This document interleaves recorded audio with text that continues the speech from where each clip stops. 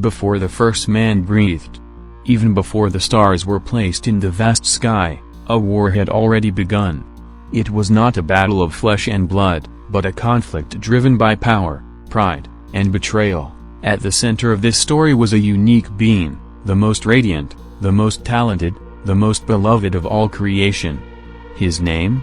Lucifer, the morning star. Isaiah 14:12. How you have fallen from heaven, O morning star, son of the dawn! You have been cast down to the earth, you who once laid low the nations. He held the position closest to God's throne, leading the heavenly symphony with his voice, while his presence commanded respect among all the angels. But something dark began to stir within him. A silent pride that would soon ignite into a blazing flame. Ezekiel 28:17. Your heart became proud because of your beauty, you corrupted your wisdom for the sake of your splendor. This desire didn't take long to grow into a full rebellion. Lucifer did not want to be just a servant, not even in heaven. He longed for more. He wanted to rise above everything, even above the Almighty. Isaiah 14:13-14. I will ascend to heaven, I will raise my throne above the stars of God. I will be like the Most High. Thus began the greatest war of eternity, a revolt so intense it shook the very foundations of heaven. 1/3 of the angels chose to follow him, believing in his promise of a new order. Little did they know.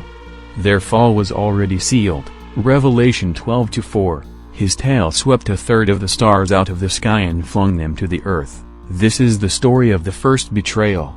The narrative of how the brightest light in heaven became its darkest shadow. The story of Lucifer, his pride, his fall, and his endless war against God's throne, even before the foundations of the earth were laid, before time was measured, the heavens already vibrated with the glory of God. Among the countless celestial beings, one stood above all, Lucifer, the morning star. He was unlike the other angels. He was the pinnacle of perfection, the being created with unparalleled splendor. Ezekiel 28:12. You were the model of perfection, full of wisdom and perfect in beauty. His beauty was unmatched, his wisdom beyond any comprehension. And his voice. Oh, his voice was like 1,000 melodies woven into perfect harmony. When Lucifer sang, the heavens trembled with admiration, and the angels bowed before his presence. He was not just another angel, he was an anointed cherub, positioned right beside God's throne, with wings spread and adorned with flaming stones that reflected divine radiance. Ezekiel 28:14. You were anointed as a guardian cherub, for so I ordained you. You were on the holy mount of God, you walked among the fiery stones, every movement of his shone like pure light, his garments were woven with gold and precious stones. Ezekiel 28:13. You were in Eden, the garden of God, every precious stone adorned you. God had set him apart for a special mission, to lead worship in heaven. When the angels gathered in the heavenly courts to praise, it was Lucifer who led them.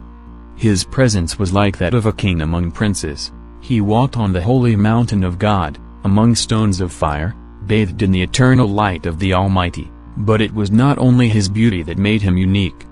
Lucifer was endowed with immense wisdom. He knew the mysteries of the cosmos, the order of creation, the very essence of divine harmony. Ezekiel 28:15.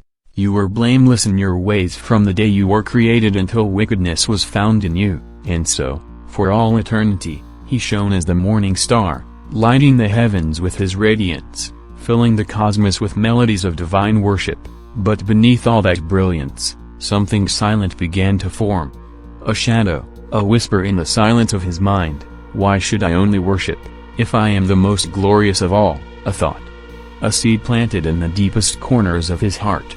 James 1:15. Then desire when it has conceived gives birth to sin, and sin, when it is full grown, brings forth death. No other angel could compare to him. The very stones of fire on which he walked reflected his majesty. At first, this thought was kept hidden, tucked away in the quietest corners of his mind, a fleeting curiosity, an unanswered question. But over time, it grew, deepened, began to whisper during moments of stillness. Is it right that I only serve? The thought was irresistible. like a melody only he could hear. It was not yet rebellion, nor betrayal. Just a desire. The desire to be more. And the more he pondered, the more that desire took shape, curling like smoke around his soul. Proverbs 16:18, pride goes before destruction, a haughty spirit before a fall. Meanwhile, heaven carried on. The angelic armies continued their worship. The stars still sang in their celestial choir. God continued to reign sovereignly. But within Lucifer, the first shadow was born. One day, while standing near the throne, watching the worship rise like incense before the Almighty, he felt something strange. A bitterness, a deep hunger for something beyond his position. Why must all worship flow only one way? He wondered. For the first time, he hesitated to bow. For the first time, he questioned, and where there was once only devotion, there was now something more, pride. At first, it was small, almost imperceptible, like the dying ember of a fire. But pride, once awakened, does not remain small. It growls, demands, consumes. Lucifer began to see himself in a new way, not only as the highest of angels, not only as a servant of the Most High, but as someone worthy of worship, and slowly, the perfect harmony of heaven began to sound like disharmony in his ears. The worship that once brought him joy now felt like chains. Lucifer did not yet know it, but the moment pride was born within him, his fate was sealed. A war had begun in his soul. The morning star still shone, but darkness had already taken root. And soon, the heavens would tremble. Something had changed in heaven. An invisible division to the eyes, but deep enough to shake eternal order. Whispers began to circulate among the angels. Questions never before asked. He spoke of a new order, where angels would not be mere servants, but masters of their own destiny. He spoke of freedom. A word never before considered among the heavenly hosts. Over time, how long, no one knows, the rift deepened. What were once whispers in the shadows became an open alliance. Lucifer had gathered an army, a legion of angels who now saw him as king, no longer as servant. Then came the moment that changed eternity. Lucifer rebelled. No longer satisfied with whispers or insinuations, he rose against God's throne, but rebellion cannot stand before justice. Heaven was not unprepared. Michael, the archangel, rose in challenge against Lucifer. With the voice of a warrior, he summoned the angels who remained loyal to God. Then, the heavens erupted into war. Lightning clashed against lightning.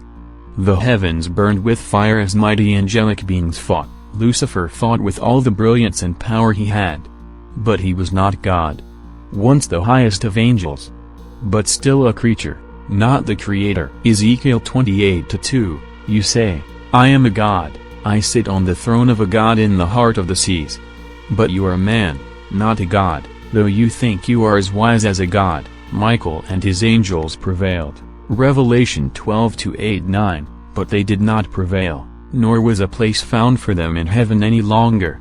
And the great dragon was hurled down, that ancient serpent called the devil, or Satan, who leads the whole world astray. He was hurled to the earth, and his angels with him.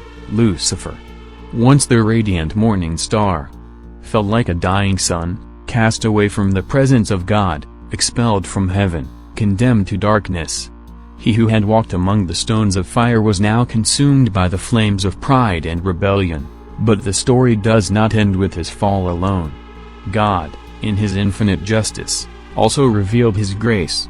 Even in the face of betrayal, even with the rupture in heaven, the Creator did not give up on his creation. On the contrary, he made an eternal promise, that one day, all things would be restored, all pain erased, and evil, with all its pride and deception, would be finally defeated. Lucifer still wanders, wounded but not destroyed, deceiving, dividing, dragging with him whoever wishes to follow his rebellion. But his destiny is sealed. Just as his fall was inevitable, so is his end. Scripture is clear, there will come a day, at the final judgment, when he will be thrown into the lake of fire and sulfur forever. No longer as the glorious angel, not even as the cunning enemy, But as the defeated, crushed under divine justice, there his eternal prison will be, a place of torment where he will never rise again, where his voice will be silenced forever. And then every tear will be wiped away, all evil undone, and God, sovereign and just, will reign forever, as he always has. Heaven, once shaken by betrayal, will be restored in perfect peace and glory, never again to be corrupted. This is the promise, the victory of good over evil, of light over darkness, of God over rebellion, and the devil who deceived them was thrown into the lake of fire and sulfur where the beast and the false prophet were, and they will be tormented day and night forever and ever. Revelation 20:10. And the last enemy to be defeated will be death itself, which will also be thrown away so that life and